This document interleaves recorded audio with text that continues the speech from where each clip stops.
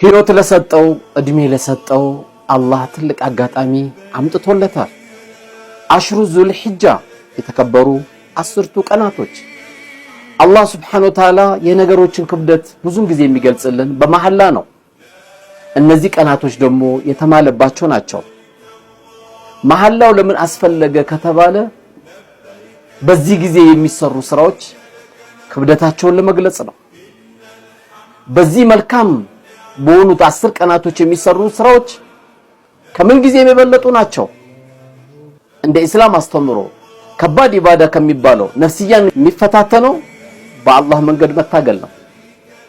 ወለል ጂሃዱ ፊ ሰቢልላህ በአላህ መንገድ መታገሉ በዚህን ጊዜ ከተሰሩ ስራዎች የሚበልጡ ስራዎች እንደሆኑ የነገሩን። ነቃ በል ወንድሜ፣ ነቃ በይ እህቴ። በዚህ 10 ቀናቶች ውስጥ የ9ኛ ቀን ደግሞ ጾም አብሯል። ይህ ቀን ላይ መዘከሩ፣ መጾሙ፣ ሰደቃ ማብዛቱ የተወደደ መሆኑ አንዱ መገለጫ ሲሆን መጾሙ ብቻ ደግሞ ያለፈውንና የወደፊቱን ወንጀላችን የሚያስምር ቀን ነው።